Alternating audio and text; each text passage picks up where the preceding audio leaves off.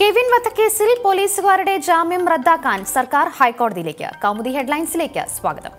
കോട്ടയത്തെ കെവിൻ വധക്കേസിൽ പോലീസുകാരുടെ ജാമ്യം റദ്ദാക്കണമെന്നാവശ്യപ്പെട്ട് സർക്കാർ ഹൈക്കോടതിയിലേക്ക്. ഇക്കാര്യം ആവശ്യപ്പെട്ട് സർക്കാർ നാളെ ഹൈക്കോടതിയിൽ ഹർജി നൽകും.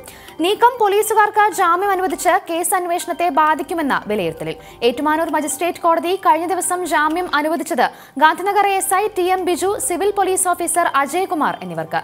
ഇരുവർക്കുമെതിരായ കേസ് മുഖ്യപ്രതി ഷാനു ചാക്കോയിൽ നിന്നും കൈക്കൂലി വാങ്ങിയെന്ന്.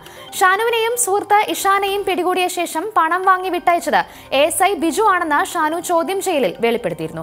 അതിനിടെ കെവിൻ വധക്കേസിൽ വീഴ്ച വരുത്തിയ പോലീസുകാർക്കെതിരെ കടുത്ത നടപടിക്ക് സാധ്യത. ഉദ്യോഗസ്ഥരെ പിരിച്ചുവിടുന്നതിന് നിയമ തടസ്സം ഇല്ലെന്ന് ആഭ്യന്തര വകുപ്പ്. പിരിച്ചുവിടണോ തരം താഴ്ത്തണോ എന്ന കാര്യത്തിൽ തീരുമാനമെടുക്കുക കോട്ടയം അഡ്മിനിസ്ട്രേഷൻ ഡിവൈഎസ്പിയുടെ അന്വേഷണ റിപ്പോർട്ടിന്റെ അടിസ്ഥാനത്തിൽ.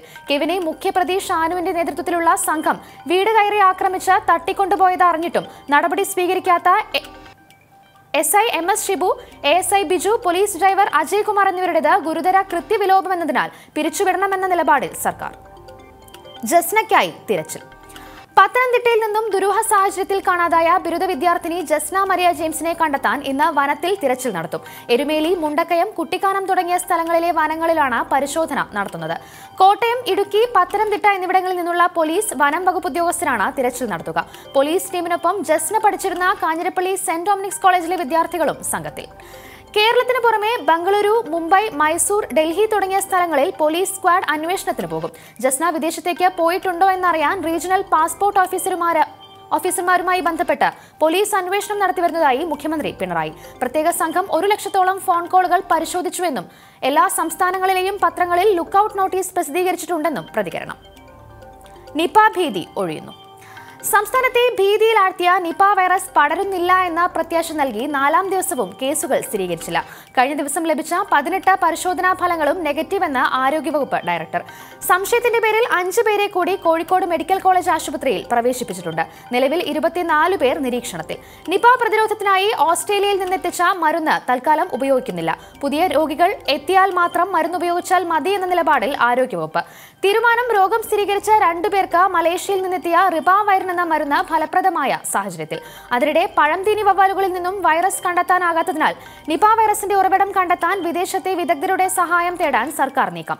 രോഗം പടർന്നത് മനുഷ്യരിൽ നിന്നാണോ എന്നത് അടക്കമുള്ള എല്ലാ സാധ്യതകളും അന്വേഷിക്കും. സൂപ്പിക്കടയിൽ മരിച്ച സഹോദരങ്ങളുടെ വീട്ടിലെ മുയലുകളുടെ സാമ്പിൾ വീണ്ടും പരിശോധനയ്ക്ക് അയച്ചിട്ടുണ്ട്.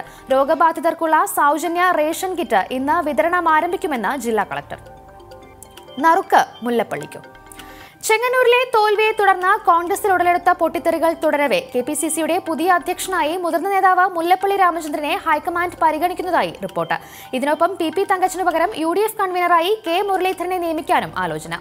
ഹൈക്കമാൻഡ് നീക്കം സംസ്ഥാന നേതാക്കളിൽ നിന്ന് കെപിസിസിയുടെ പുതിയ പ്രസിഡന്റിനെ സംബന്ധിച്ച് ഏകകണ്ഠമായ ധാരണ ഉണ്ടാകില്ലെന്ന് ബോധ്യമായ സാഹചര്യത്തിൽ മുല്ലപ്പള്ളിക്ക് തുണയായത് AK ആന്റണിയുടെ പൂർണ്ണ പിന്തുണയും കോൺഗ്രസ് തിരഞ്ഞെടുപ്പ് അതോറിറ്റി ചെയർമാനായിരുന്ന കാലത്തെ പ്രവർത്തനത്തിൽ രാഹുൽ ഗാന്ധിക്കുള്ള തൃപ്തിയും.